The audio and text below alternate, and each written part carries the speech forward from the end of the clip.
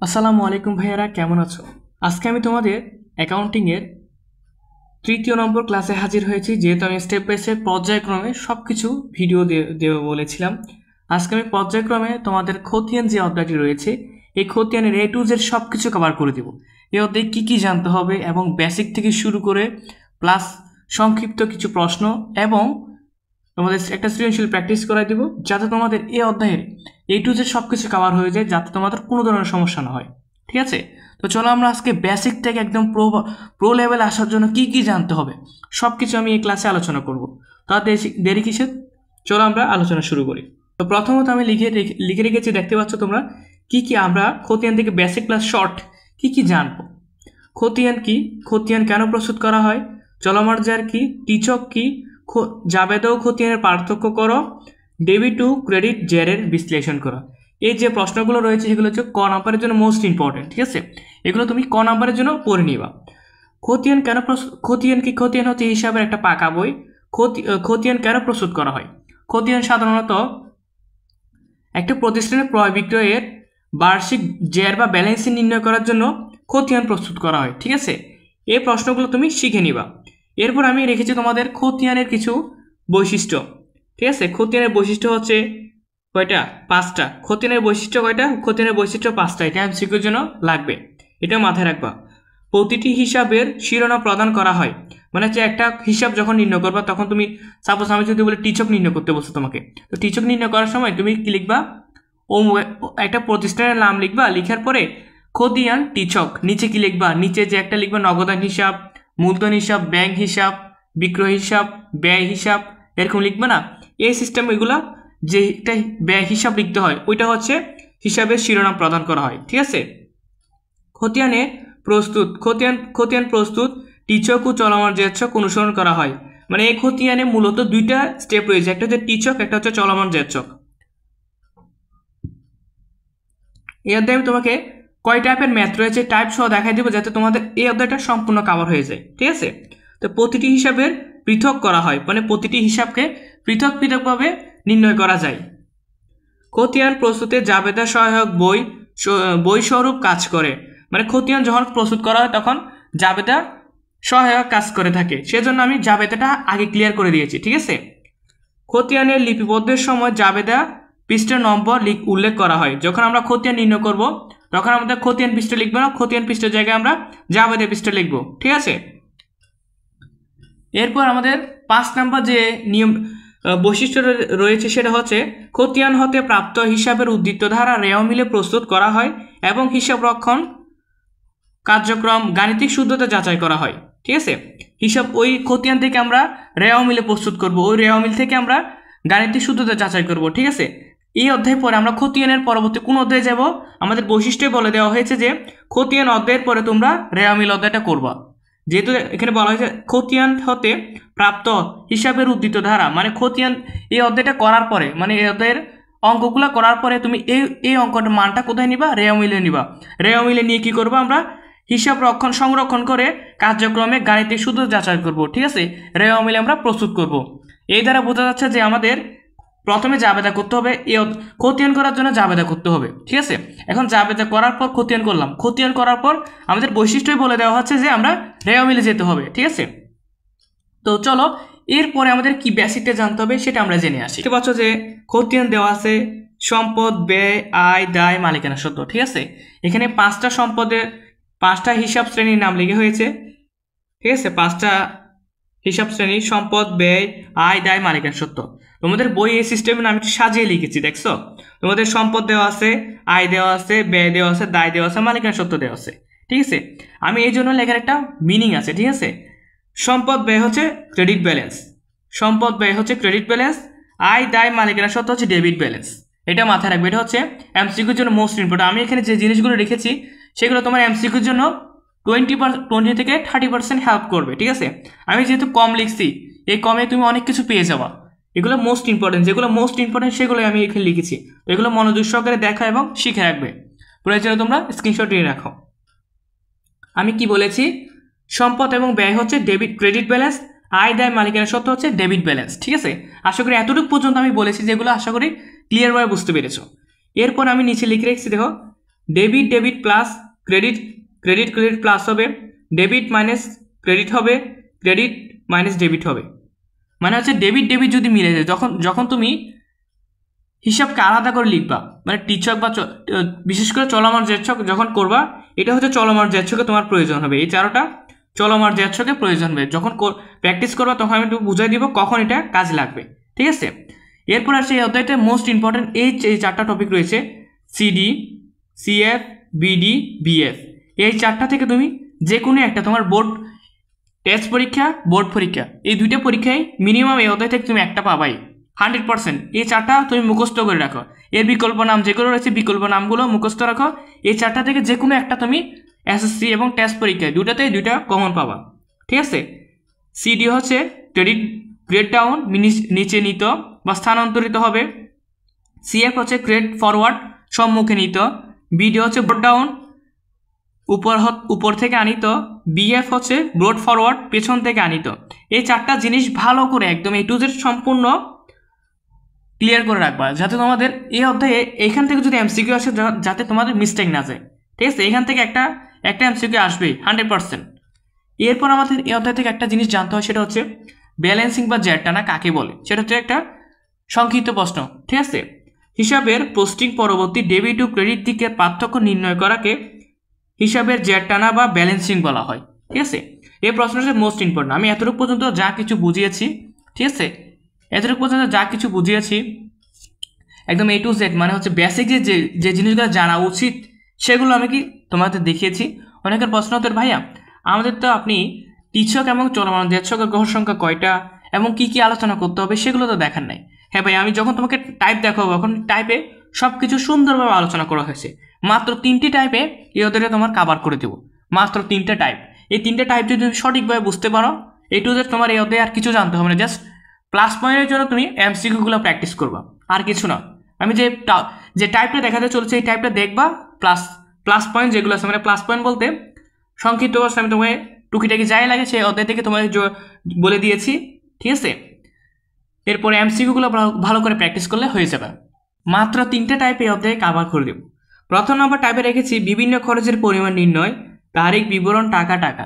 বিভিন্ন খরচ বলতে কি কি খরচ হতে পারে, যেমন হচ্ছে পারে নিট আসবাবপত্রের পরিমাণ নির্ণয় করো, নিট পাওনাদারের মূল্য নির্ণয় করো, নিট বিক্রয় নির্ণয় করো, নিট ক্রয় নির্ণয় করো, সমন্বিত ক্রয়ের পরিমাণ নির্ণয় করো, নিট ব্যয়ের পরিমাণ নির্ণয় করো। এই সিস্টেম যেগুলো আছে নিট ব্যয় বা নিট না, যা ব্যয় বা বহন খরচ, এই সিস্টেম এগুলো বলা হয়ে থাকে, ঠিক আছে। ব্যয় রিলেটেড ক নাম্বারের জন্য এটা হচ্ছে মোস্ট ইম্পর্টেন্ট, এটা হচ্ছে ক নাম্বারের জন্য মোস্ট ইম্পর্টেন্ট। এই ব্যয় রিলেটেড যেগুলো আছে বা খরচের পরিমাণ বা পাওনাদার বা নিট দেনাদার যদি বলি, এইগুলো হচ্ছে এই টাইপে রেখেছি আমি, সম্পূর্ণ এই টাইপে পড়েছে, ঠিক আছে। এটা কমপ্লিট করে ফেলবা। দ্বিতীয় নাম্বার টাইপে রেখেছি আমি চলমান জেরছক বা আধুনিক জের, ঠিক আছে। অনেকে চলমান জেরছক বলে, অনেকে আধুনিক জের বলে। এই চলমান জেরটা ফেমাস, মানে হচ্ছে সবাই জানে যে এটা চলমান জেরছক। এটার আধুনিক নাম হচ্ছে আধুনিক জের, ঠিক আছে। এই আধুনিক জেরছকের মানে চলমান জেরছকের আমরা কি কয়টা ঘর রয়েছে, এই চলমান জেরছকের ঘর সংখ্যা হচ্ছে 7টা, সেটা মাথায় রাখবা।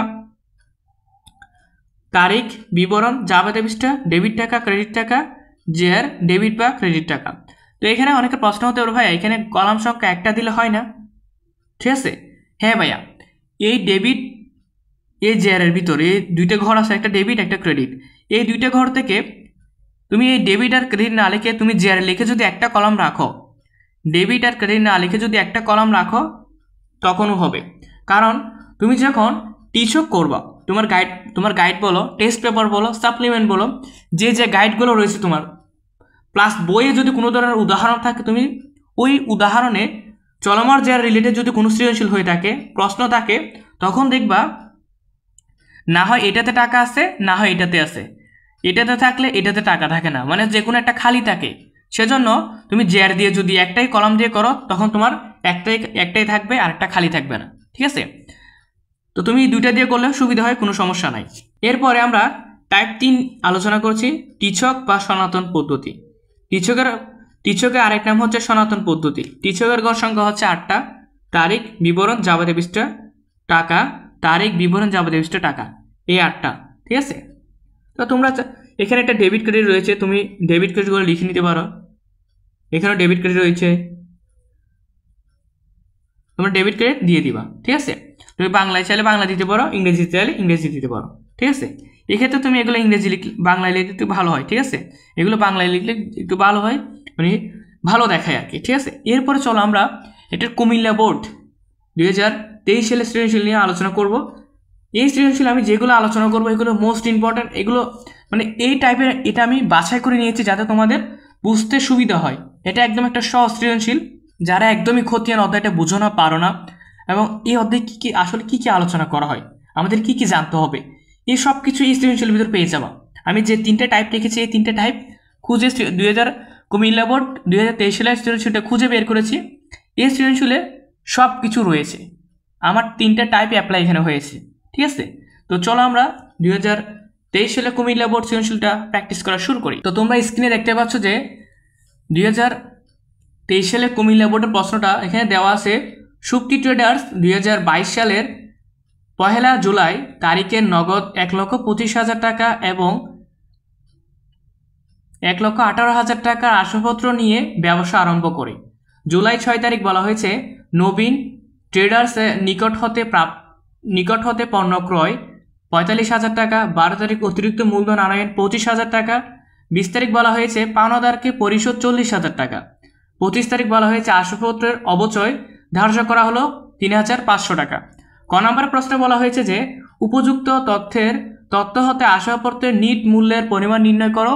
খ নম্বর বলা হয়েছে যে জুলাই 6 থেকে 25 তারিখের লেনদেনগুলো জাবেদা দাখিলে দাও। এবং গ নম্বর বলা হয়েছে যে শুক্তি ট্রেডার্সের মূলধন হিসাব ও পাওনাদার হিসাব প্রস্তুত করো। তো চলো আমরা ক নম্বর থেকে শুরু করি, ঠিক আছে। ক নম্বর থেকে শুরু করলে আসলে তোমরা বুঝতে সুবিধা হবে। তোমরা স্ক্রিনে দেখতে পাচ্ছ ক নম্বরে বলা হয়েছে যে উপযুক্ত তথ্য হতে আসবাবপত্রের নিট মূল্যের পরিমাণ নির্ণয় করো। তো আসবাবপত্রের নিট মূল্য পরিমাণ নির্ণয় করার জন্য আমি তোমাকে টাইপে দেখিয়েছিলাম যে 4টা কলাম হবে তারিখ বিবরণ টাকা। এটা হচ্ছে টাইপ 1-এ পড়েছে, এটা হচ্ছে টাইপ 1, এটা হচ্ছে আমার টাইপ 1-এ পড়েছে, ঠিক আছে। তার জন্য এই কলামটা আমরা করে ফেললাম। প্রশ্নে যেটা দেওয়া আছে সেটা উপরে লিখবা আসবাবপত্রের নিট মূল্য, ঠিক আছে, আসবাবপত্রের নিট মূল্য। এভাবে লিখার পরে এখন তুমি যদি স্ক্রিনে একটু লক্ষ্য করো, স্ক্রিনে সৃজনশীলে বলা হয়েছে যে আসবাবপত্র রিলেটেড কি এন্ট্রিটা দেওয়া আছে। তো তুমি স্ক্রিনে দেখতে পাচ্ছ শুক্তি ট্রেডার্সের 2022 সালের জুলাই মাসের নগদ হচ্ছে 1,25,000 টাকা, 1,18,000 টাকা হচ্ছে আসবাবপত্র।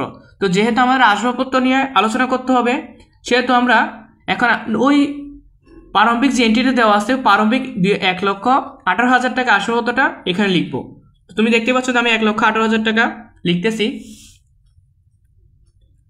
তারিখ হচ্ছে 2022 সাল জুলাই মাস, জুলাই 1 তারিখ আসবাবপত্র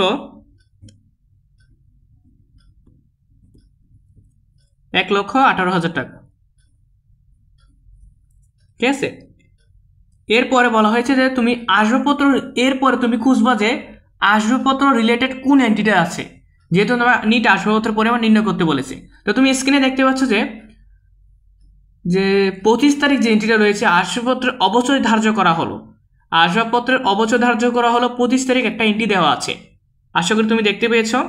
তো আমরা এখন এই আসবাবপত্র এন্ট্রিটা এখান থেকে বিয়োগ করে দিব, যেহেতু অবচয় ধার্য করা হলো। আমরা জানি যে পদের যাবে নাকি অবচয় হিসাব ডেবিট, পুঞ্জীবিত অবচয় হিসাব ক্রেডিট। তো আমরা লিখবে এটা হচ্ছে আসবাবপত্র অবচয়, এটা হচ্ছে আসবাবপত্র অবচয়, ঠিক আছে। এটা হচ্ছে আসবাবপত্র অবচয়, এখানে লিখবে হচ্ছে মাইনাস পুঞ্জীবিত অবচয়, মাইনাস এটা কত তারিখ 25 তারিখ, মাইনাস পুঞ্জীবিত অবচয়,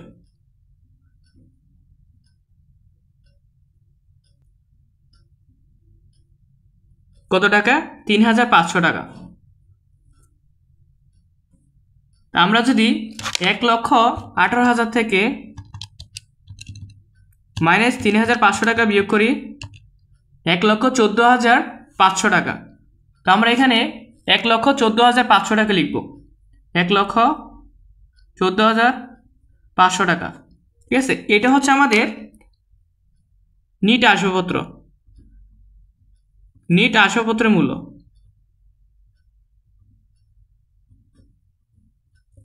আসবাবপত্রের মূল্য, ঠিক আছে। এতটুকু পর্যন্ত তুমি লিখলে সুন্দর করে যদি লিখে ফেলো একদম কমপ্লিট। ক নাম্বার তোমাকে 2 মার্কস কেউ কাটতে পারো, সম্পূর্ণ মার্কস তুমি পাবা। ঠিক আছে, এরপর আমাদের স্ক্রিনে দেখতে পাচ্ছ খ নাম্বারে বলা হয়েছে যে জুলাই 6 থেকে 25 তারিখের লেনদেনগুলোর জাবেদা দাখিলে দেখাও 6 থেকে 25 তারিখ। প্রারম্ভিক জাবেদা আমাদের নির্ণয় করতে বলে নাই। তো আমরা এখন চলো যেহেতু আমরা ক নাম্বার নির্ণয় করে ফেলছি, এখন খ নাম্বারে 6 থেকে 25 তারিখের জাবেদার ঘর সংখ্যা সহ এবং জাবেদাটা নির্ণয় করে আসি। তুমি দেখতে পাচ্ছ যে আমি খ নাম্বারে নির্ণয় করার জন্য সুপ্তি ট্রেডার্স সাধারণ জাবেদা এবং ঘর সংখ্যাটা নির্ণয় করে রেখেছি। এরপরে আমরা এখন 6 থেকে একদম 25 তারিখ এন্ট্রি পর্যন্ত কি করব, সাধারণ জাবেদা নির্ণয় করব। তো তুমি স্ক্রিনে দেখতে পাচ্ছ যে 6 নম্বরে বলা হয়েছে যে নবীন ট্রেডার্সের হতে ধারে পণ্য ক্রয় কত হাজার টাকা, 45,000 টাকা। যেহেতু ধারে পণ্য ক্রয় করছে, একজন ব্যক্তির কাছ থেকে ধারে পণ্য ক্রয় করার ফলে আমাদের কি আসবে, ক্রয় হিসাব ডেবিট, পাওনাদার হিসাব ক্রেডিট। ঠিক আছে, ক্রয় হিসাব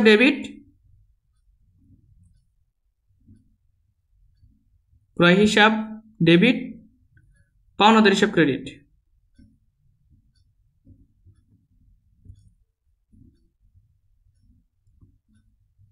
কত টাকা ভাইয়া, 45,000 টাকা।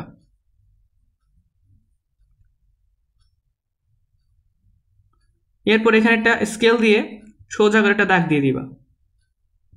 অনেকে বলতে পারো ব্যাখ্যা কেন লিখে না ভাইয়া, তুমি চাইলে ব্যাখ্যা লিখতে পারো, না লিখলেও কোনো সমস্যা নেই। তোমার যদি প্রশ্নে বলে দেওয়া থাকে ব্যাখ্যা বাধ্যতামূলক, তো তুমি এখানে অবশ্যই লিখতে হবে। যেহেতু এখানে বাধ্যতামূলক বলা হয়নি, সেক্ষেত্রে তুমি লিখলে পারো, না লিখলে কোনো সমস্যা নেই। এরপরে আমাদের কত নম্বর তারিখ দেওয়া আছে, এরপর দেওয়া আছে আমাদের স্ক্রিনে দেখতে পাচ্ছ যে 12 নম্বর তারিখ দেওয়া আছে। 12 নম্বরে কি বলা হয়েছে, অতিরিক্ত মূলধন আনয়ন। তো অতিরিক্ত মূলধন আনয়নের জাবেদা আমরা কি জানি, নগদান হিসাব ডেবিট, মূলধন হিসাব ক্রেডিট। তো আমরা লিখবো যে নগদান হিসাব ডেবিট, মূলধন হিসাব ক্রেডিট।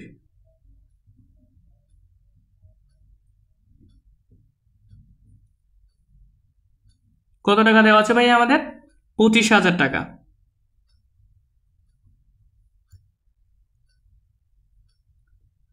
এতটুকু পর্যন্ত লেখার পর এখানে একটা দাগ দিয়ে দিবা সেম আগের মতো। এরপর তোমরা স্ক্রিনে দেখতে পাচ্ছ 20 তারিখ দেওয়া আছে।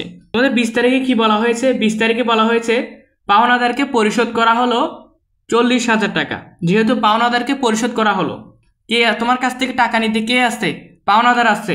তো পাওনাদার হিসাব ডেবিট,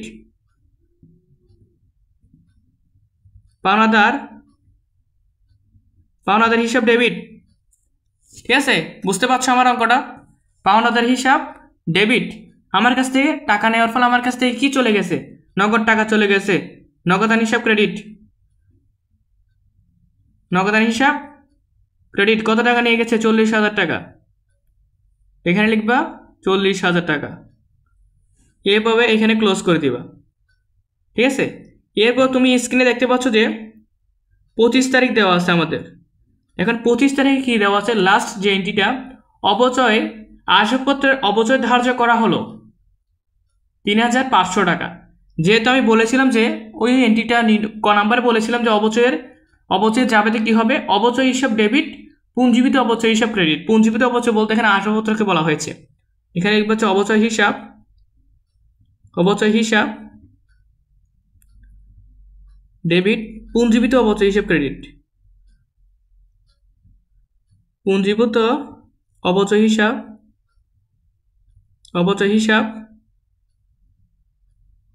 ক্রেডিট।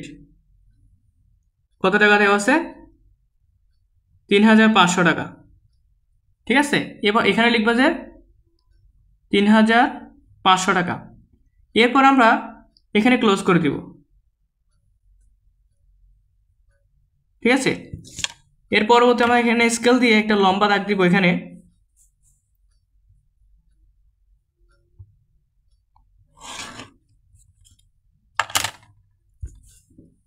তো আমরা এখন এগুলো ডেবিট বা ক্রেডিট যে কোনো এক সাইড যোগ করব। ঠিক আছে, 45,000 টাকা যোগ 25,000 টাকা যোগ 40,000 টাকা যোগ 3,500 টাকা, আমাদের কত আসছে, 1,13,500 টাকা। তো আমরা দুনো পাশে লিখে দেব 1,13,500 টাকা। 1,13,500 টাকা। ঠিক আছে, আশা করি তুমি আমি যে সাধারণ জাবেদাটা নির্ণয় করলাম এবং যে ক নাম্বার বলা হয়েছে যে আসবাবপত্রের নিট মূল্য নির্ণয় করতে, এবং খ নাম্বার বলা হয়েছে যে 6 থেকে 25 তারিখের জাবেদাটা সাধারণ জাবেদা নির্ণয় করে দেখাতে বলেছি। আমি একইভাবে তোমাদের পর্যায়ক্রমে ক এবং খ ক্লিয়ার করে দিলাম। এখন তুমি স্ক্রিনে দেখতে পাচ্ছ যে গ নাম্বার বলা হয়েছে যে সুপ্তি ট্রেডার্সের মূলধন হিসেব এবং পাওনাদার হিসাব নির্ণয় করতে বলেছে। ঠিক আছে, এখন আমি সুপ্তি ট্রেডার্সের মূলধন হিসেব এবং পাওনাদার হিসাব নির্ণয় করা স্টেপ বাই স্টেপ বা ধারাবাহিকভাবে আলোচনা নির্ণয় করে দেখাবো। তো চলো আমরা সুপ্তি ট্রেডার্সের গ নাম্বারে মূলধন হিসেবটা আগে নির্ণয় করে দেখাই।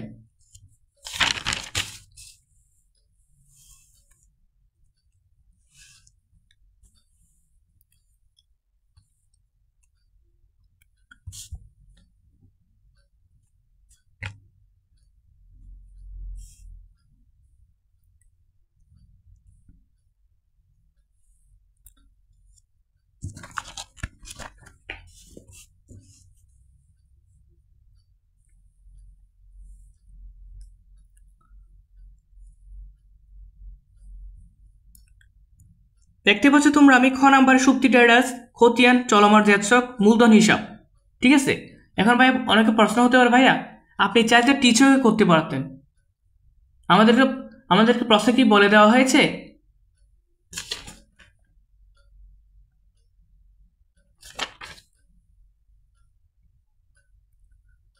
তো তোমরা দেখতে পাচ্ছ আমি গ নাম্বারে খতিয়ান সুপ্তি ট্রেডার্স খতিয়ান বই চলমান জ্যাৎসক মূলধন হিসাব। এখন অনেকের প্রশ্ন হতে পারে, ভাইয়া আমরা কি এটা টিচারকে করলে কি আমাদের ভুল হবে? না ভাইয়া, তো তুমি স্ক্রিনে দেখতে পাচ্ছ যে আমাদের গ নাম্বারে বলা হয়েছে যে সুপ্তি ট্রেডার্সের খতিয়ান বইয়ে মূলধন হিসাব এবং পাওনাদার হিসাব প্রস্তুত করো। ঠিক আছে, খতিয়ানি প্রস্তুত করতে বলেছে। তো তোমাকে টিচক নাকি চলমান জ্যাৎসক উল্লেখ করে দেওয়া হয় নাই, সেক্ষেত্রে তুমি চাইলেও টিচকে বা চলমান জ্যাৎসক যে কোনো একটাতে করতে পারো। তো আমি তোমাদের বোঝার সুবিধার্থে, ঠিক আছে, চলমান জ্যাৎসক একদম সহজ, ঠিক আছে, সহজটা দিয়ে আমি বোঝাতে চেষ্টা করছি তোমাকে। বোঝার সুবিধার্থে আমি তোমাকে আজকে চলমান জ্যাৎসকে মূলধন হিসেব এবং পাওনাদার হিসাবটা নির্ণয় করে দেখাবো। তো প্রথমত ডেবিট ক্রেডিট লিখলাম, ডেবিট ক্রেডিট তারিখ বিবরণ যাবতীয় বিস্তার, ডেবিট টাকা ক্রেডিট টাকা জের, ডেবিট টাকা ক্রেডিট টাকা। ঠিক আছে, এতটুকু পর্যন্ত লেখার পরে, ঠিক আছে, মূলধন হিসাব কীভাবে নির্ণয় করবা তুমি? ঠিক আছে, মূলধন হিসাব আমরা জানি যে তুমি স্ক্রিনে দেখতে পাচ্ছ যে সুপ্তি ট্রেডার্সের যে একটা এন্ট্রি দেওয়া আছে, সুপ্তি ট্রেডার্স নগদ হচ্ছে 1,25,000 টাকা এবং আসবাবপত্র 1,18,000 টাকা নিয়ে ব্যবসা শুরু করেছে। ঠিক আছে, তো এখন আমাদের যে প্রথম নাম্বার এন্ট্রিটা দেওয়া আছে সেটা হচ্ছে আমাদের মূলধন হিসেবের প্রথম এন্ট্রি। ঠিক আছে, এখন মূলধন রিলেটেড এর পরবর্তী কোনো এন্ট্রি আছে নাকি সেটা আমাকে দেখতে হবে। ঠিক আছে, এখন আমরা 12 তারিখ যে এন্ট্রিটা দেখতে পাচ্ছি, তোমরা স্ক্রিনে দেখো 12 তারিখ একটা এন্ট্রি দেখা যাচ্ছে অতিরিক্ত মূলধন আনয়ন। যেহেতু অতিরিক্ত মূলধন আনয়ন করা হয়েছে, সেক্ষেত্রে মূলধন একটা এন্ট্রি এখানে আছে, সেটা আমরা অনুমান করতে পারছি। ঠিক আছে, এখন আমি তোমাকে যদি ওই এন্ট্রিটা একদম হাতে কলমে করে দেখাই, 1 নম্বর এন্ট্রি যেটা দেওয়া আছে সেটা তুমি একটু কর্নারে যদি একটু লক্ষ্য করো, নগদান হিসাব সাধারণ জাবেদা নির্ণয় করতে হবে আগে। নগদান হিসাব 1,25,000 টাকা, এটা ডেবিট। ঠিক আছে, আসবাবপত্র হিসাব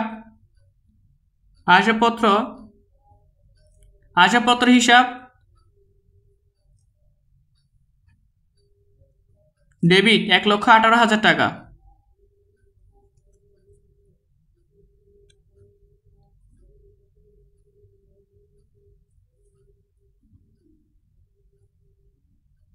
মূলধন হিসাব ক্রেডিট 1,25,000 এবং 1,18,000 যোগ করলে 2,43,000 টাকা।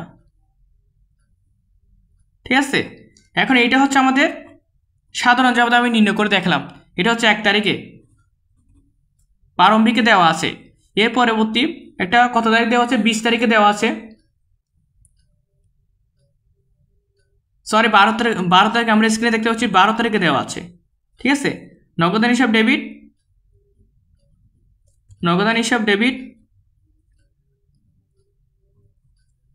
মূলধন হিসাব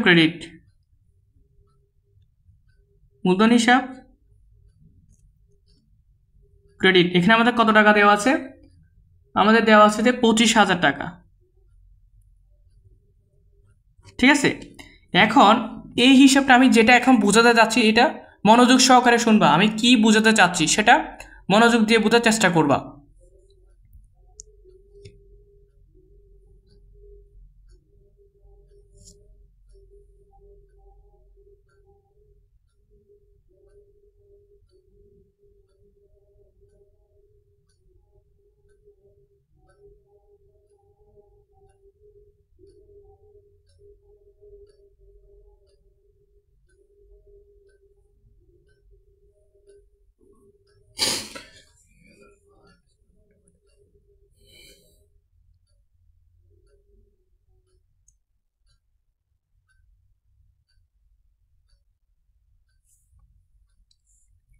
এই 1 নম্বর এন্ট্রি তোমরা দেখতে পাচ্ছ এখানে 3টা কথা বলা হয়েছে, একটা হচ্ছে নগদান হিসাব, একটা হচ্ছে আসবাবপত্র হিসাব, একটা হচ্ছে মূলধন হিসাব। আমাদের এখন যেহেতু মূলধন হিসাব নির্ণয় করতে বলেছে, এখন তুমি তোমার যে এন্ট্রিগুলো দেওয়া থাকবে ওই এন্ট্রিগুলো থেকে কোন কোন এন্ট্রির ভিতর মূলধন হিসাব আছে সেটা খুঁজে বের করতে হবে। ঠিক আছে, তো আমি আমার এই এতগুলো এন্ট্রির ভিতর 6-7টা এন্ট্রির ভিতর আমি খুঁজে পেলাম যে আমার এই 2টা এন্ট্রির ভিতর, একটা হচ্ছে 1 তারিখ, একটা হচ্ছে 12 তারিখ। ঠিক আছে, 1 তারিখ এবং 12 তারিখ এন্ট্রির ভিতরে আমি মূলধন হিসাবটা খুঁজে পেয়েছি। ঠিক আছে, এই মূলধন যেহেতু হিসাবটা রয়েছে সেক্ষেত্রে আমরা এই 2টা নিয়েই কাজ করব।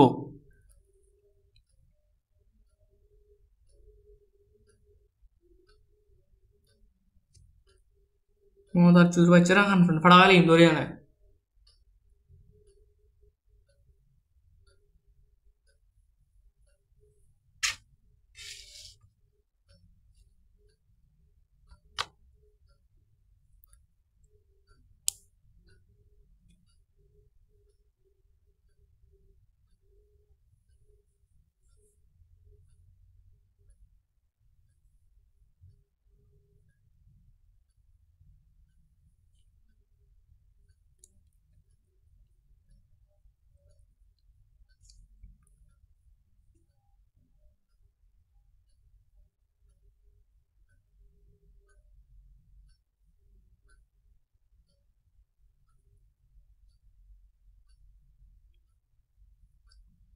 একটা কথা অলওয়েজ মাথায় রাখবা, যখন যখন টিচক এবং চলমান যাচক নির্ণয় করতে যাবা তখন তোমাদের যে হিসাবটা নির্ণয় করতে বলবে ওই হিসাবের বিপরীত নামটা আমাদের লিখতে হবে।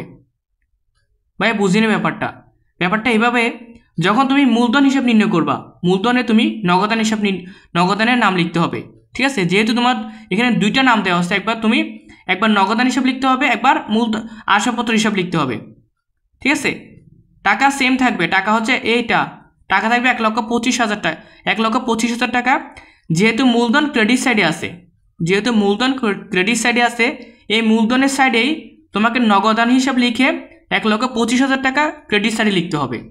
ঠিক আছে, যে হিসাবটা নির্ণয় করতে বলেছে তোমাকে ওই হিসাবের নামটা চেঞ্জ করে তার বিপরীত এন্ট্রির নাম লিখতে হবে, এবং বিপরীত এন্ট্রির টাকা সহ যে হিসাবটা নির্ণয় করতে বলেছে ওই হিসাবটা যেই সাইডে রয়েছে, যেহেতু এখানে ক্রেডিট সাইডে রয়েছে আমরা ক্রেডিট সাইডে লিখব। তা আশা করি তোমরা আস্তে আস্তে বুঝতে পারবা। এখানে লিখবে 2022 জুলাই 1 তারিখ। ঠিক আছে, নগদান হিসাব ঠিক আছে, এই নগদান হিসাব লেখার পর আমরা কি ক্রেডিট সাইডে লিখবো নাকি ডেবিট সাইডে লিখবো সেটা নির্ভর করে আমাদের যে হিসাব নির্ণয় করতে বলেছে। আমাদের মূলধন হিসাব নির্ণয় করতে বলেছে না, মূলধন হিসাব কোন সাইডে রয়েছে, মূলধন হিসাব ক্রেডিট সাইডে রয়েছে, তো আমরা মূলধনের সাইডে 1,25,000 টাকা আমরা ক্রেডিট সাইডে লিখে দিব, 1,25,000 টাকা। ঠিক আছে, এই ক্রেডিট সাইডের টাকাটা এখানে আমরা লিখে দিব 1,25,000 টাকা। ঠিক আছে, এটা আশা করি প্রথম নম্বর এন্ট্রি আশা করি তোমরা সকলে বুঝতে পেরেছো। দ্বিতীয় নম্বর অ্যাকাউন্ট যাওয়ার আগে আমাদের এখানে আরও একটা হিসাব দেওয়া আছে, কি দেওয়া আছে, আসবাবপত্র। এখন আমরা আবার সেমভাবে আসবাবপত্র লিখে ক্রেডিট সাইডে সেম একইভাবে কাজটা করে দিব, যেহেতু এটা একই এন্ট্রি লিখে দেবা কি আসবাবপত্র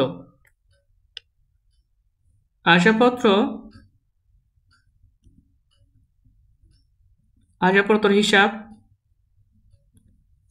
কত টাকা দেওয়া আছে, 1,18,000 টাকা, 1,18,000 টাকা। এখন এটাকে যোগ করব নাকি বিয়োগ করব, এইটা বোঝার জন্য আমি তোমাকে ফার্স্ট অফ অল বেসিক একটা জিনিস দেখাইছিলাম, debit debit plus credit credit plus debit credit minus, ঠিক আছে, এখন হচ্ছে ক্রেডিট মাইনাস ডেবিট। এই জিনিসটা আমি দেখিয়েছিলাম, ঠিক আছে। এইটা জিনিসটা আসলে কি, debit debit plus credit credit plus. এখন দেখতে পাচ্ছ যে ক্রেডিট আর ক্রেডিট কি হবে, ক্রেডিট ক্রেডিট দেওয়া আছে, কি হবে, যোগ হবে। এখন 1,25,000-এর সাথে 1,18,000 যোগ করলে আমরা এখানে কত টাকা পেয়েছি, 2,43,000 টাকা। এই 2,43,000 টাকা এইখানে লিখে দিবা। আশা করে এই জিনিসটা তুমি বুঝতে পেরেছো, কারণ হচ্ছে ক্রেডিট ক্রেডিট প্লাস, এটাও ক্রেডিট এটাও ক্রেডিট। এখানে 1,25,000 টাকা দেওয়া আছে, এখানে 1,18,000 টাকা আছে। এই দুটো যোগ করার ফলে আমরা এইখানে লিখবো, ঠিক আছে। এতটুকু পর্যন্ত আশা করে বুঝতে পেরেছো। এর পরবর্তী আমাদের যে এন্ট্রিটা দেওয়া আছে সেটা হচ্ছে 12 তারিখ। এই 12 তারিখ কি বলা হয়েছে, এটা হচ্ছে একদম সোজা, মূলধন হিসাব নির্ণয় করতে বলেছে আমাদের। মূলধনের বিপরীত নামটা আমরা লিখবো নগদান হিসাব, ঠিক আছে। মূলধন ক্রেডিটে আছে, তো আমরা ক্রেডিট সাইডে নগদান হিসাব লিখে ক্রেডিট সাইডে 1,25,000 টাকা লিখে দিব, ঠিক আছে। একদম সোজা না, সহজ না। নগদান হিসাব লিখবো, নগদান হিসাব লেখার পর আমাদের 25,000 টাকা দেওয়া আছে। যেহেতু মূলধন হিসাব ক্রেডিট সাইডে রয়েছে, তো আমরা মূলধন হিসাব ক্রেডিট সাইডে লিখবো এখন 25,000 টাকা, ঠিক আছে। এখন কত টাকা লিখবো, এখন 2,43,000-এর সাথে 25,000 টাকা যোগ করব। তো দেখো 2,43,000 যোগ 25,000 টাকা, আমরা দেখতে পাচ্ছি যে 2,68,000 টাকা। এখানে লিখে দিব 2,68,000 টাকা, ঠিক আছে। এটা যদি করে ফেলো একদম, যে প্রথমে তোমাকে আইডেন্টিফাই করতে হবে যে কতটা এন্ট্রি আমার মূলধন হিসেবে রয়েছে। যে হিসেবটা নির্ণয় করতে বলে এই হিসাবে কতটা এন্ট্রি রয়েছে সেটা আগে আইডেন্টিফাই করতে হবে। আইডেন্টিফাই করার পর তোমরা যদি না পারো, তোমরা এই সিস্টেমে নির্ণয় করবা। জাবেদাগুলো নির্ণয় করার পরে এইভাবে আমি যেভাবে তোমাদের এতক্ষণ ধরে বুঝালাম, সেম এইভাবে কাজটা করে ফেললে, এতটুকু পর্যন্ত করে ফেললে ক্লিয়ার। এখন তুমি মূলধন হিসাব যদি এইভাবে করো একদম ক্লিয়ার, এতটুকু ক্লিয়ার হয়ে যাবে, ঠিক আছে। টিচক থেকে চলমান যাত্রাটা অনেক সহজ। টিচকে কিছু টাকা অঙ্কের ঝামেলা হতে হবে, ডেবিট পাস এবং ডেবিট ব্যালেন্স ক্রেডিট ব্যালেন্স মিলাতে হয়, ঠিক আছে। এক্ষেত্রে তোমার চলমান যাত্রাটা অধিক সহজ। এখন চলো আমরা পাওনাদার হিসাব যেটা রয়েছে সেটা নির্ণয় করি। গ নাম্বারে পাওনাদার হিসাব নির্ণয় করার জন্য ছকটা আমি নির্ণয় করলাম। এ পাশে তুমি ডেবিট লিখবা, এ পাশে ক্রেডিট লিখবা, সেম এভাবে নির্ণয় করার পরে, ঠিক আছে। স্ক্রিনে তুমি দেখতে পাচ্ছ যে তোমার সৃজনশীলে গ নাম্বারে বলা হয়েছে যে খতিয়ানে মূলধন এবং পাওনাদার হিসাব নির্ণয় করতে বলছে। এখন মূলধন হিসাবটা করার পর এখন পাওনাদার হিসাবটা নির্ণয় করব, ঠিক আছে। তো স্ক্রিনে দেখতেই তো পাচ্ছ পাওনাদার হিসাবে এখন আমাদের নির্ণয় করতে হবে সেমভাবে নির্ণয় করতে হচ্ছে কোন এন্ট্রিটা পাওনাদারে রয়েছে, ঠিক আছে। এখন যেহেতু খ নাম্বার আমরা নির্ণয় করে ফেলেছি, খ নাম্বার আমরা সাধারণ জাবেদা করেছি। সাধারণ জাবেদায় আমরা দেখতে পাচ্ছি যে সাধারণ জাবেদা যদি আমি দেখি, সাধারণ জাবেদা আমরা দেখতে পাচ্ছি 6 তারিখ এবং 20 তারিখে পাওনাদারের একটা কি আছে, কথা উল্লেখ আছে। 6 নম্বরে বলা হয়েছে যে নবীন ট্রেডার্স হতে ধারে পণ্য ক্রয়, এখানে পাওনাদার একটা ক্রেডিট পাশে আছে। 20 তারিখে বলা হয়েছে যে পাওনাদারকে পরিশোধ, পাওনাদারকে ডেবিট সাইডে দেওয়া আছে। এই দুইটা এন্ট্রি আসলে পাওনাদারে আসবে, ঠিক আছে।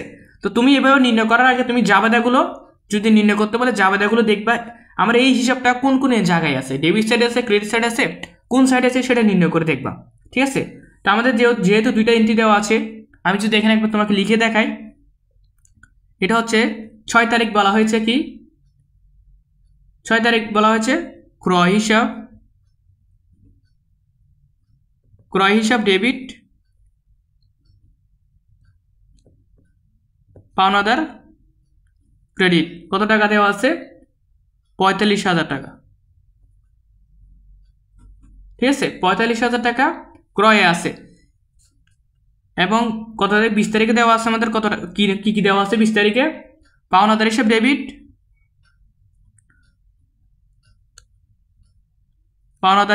ডেবিট, এবং নগদান হিসাব ক্রেডিট। কত টাকা দেওয়া আছে, 40,000 টাকা, ঠিক আছে। তুমি স্ক্রিনে দেখতেই পাচ্ছ। এখন আমরা এই দুইটা এন্ট্রিকে সেমভাবে একই নিয়মে কি করব, ট্রান্সফার করব। আমাদের পাওনাদার হিসাব নির্ণয় করতে বলেছে, আমরা ক্রয় হিসাব লিখব, ক্রয় হিসাব লিখে ক্রেডিট সাইডে 45,000 টাকা লিখে দিব। ক্লিয়ার ভাইয়া? একদম ইজি না ব্যাপারটা? একই নিয়মে, ঠিক আছে, একই নিয়মে এখানে লিখবা যে 2022 জুলাই 6 তারিখ ক্রয় হিসাব। কি লিখবো ভাইয়া? ক্রয় হিসাব লিখবো। ক্রয় হিসাব লিখবো এখানে। ক্রয় হিসাব লিখে আমাদের যেহেতু পাওনাদার হিসাবটা ক্রেডিট সাইডে রয়েছে, তো 45,000 টাকা আমরা ক্রেডিট সাইডে লিখে দিব। এই ক্রেডিট সাইডে 45,000 টাকা লিখে দিব, ঠিক আছে। এর পরবর্তী এন্ট্রি হচ্ছে 20 তারিখ। 20 তারিখে বলা হয়েছে যে পাওনাদার ডেবিট, নগদান ক্রেডিট। তো পাওনাদারের বিপরীত হচ্ছে নগদান, আমরা নগদান হিসাব লিখব। কি লিখব? নগদান হিসাব। নগদান হিসাব লেখার পরে এই 40,000 টাকা দেওয়া আছে, এই 40,000 টাকা কোন সাইডে লিখব? যেহেতু পাওনাদারটা ডেবিট সাইডে আছে, পাওনাদার ডেবিট সাইডে আছে, 40,000 টাকা আমরা ডেবিটে লিখব। এই 40,000 টাকা আমরা ডেবিট লিখব। এখন কথা হচ্ছে, তখন পরবর্তী আমি মূলধন হিসাব যখন করছিলাম ক্রেডিট যোগ করছিলাম, এখন ডেবিট তো নাই, এখন কি করব? ডেবিট ক্রেডিট আছে, তো ডেবিট আর ক্রেডিট এখন কি করব? বিয়োগ করব। 45 থেকে 40,000 টাকা বিয়োগ করলে আমরা পাই যাই 5,000 টাকা, ঠিক আছে। আশা করি এই জিনিসটা বুঝতে পেরেছো। এই জিনিসটা হচ্ছে আমি আগে লিখে দিয়েছিলাম যে debit plus credit plus credit minus debit minus credit. এই চারটা হচ্ছে তোমার এই টাকার অঙ্কগুলো ট্রান্সফার করার জন্য, এই চারটা হচ্ছে মোস্ট ইম্পর্টেন্ট, এই চারটা তখন লাগবে, ঠিক আছে। এই চারটা মুখস্থ রাখবা। এখন এখানে ডেবিট হয়েছে, এখানে ক্রেডিট হয়েছে, ডেবিট ক্রেডিট যদি না মিলে তখন বিয়োগ হয়ে যাবে। বড় থেকে ছোটোটা বিয়োগ করার পর আমরা 5,000 টাকা পাচ্ছি, মানে 45 থেকে 40 বিয়োগ করার পর আমরা 5 পাচ্ছি, তো 5,000 টাকা আমরা লিখে দিলাম। তো আসলে তুমি এইভাবে তোমার প্রত্যেকটা সৃজনশীল এইভাবে নির্ণয় করবা, তোমার একদম A to Z সব কিছু কভার হয়ে যাবে।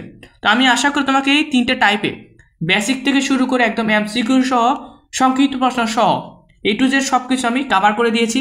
এই অধ্যায়ে আশা করি তোমাকে আর কিচ্ছু দেখতে হবে না, কিচ্ছু পড়তে হবে, জাস্ট কয়েকটা সৃজনশীল প্র্যাকটিস করলে হয়ে যাবে। তো আজকে পর্যন্তই, ভালো থেকো, পরবর্তী ভিডিওর জন্য প্রস্তুত থাকো।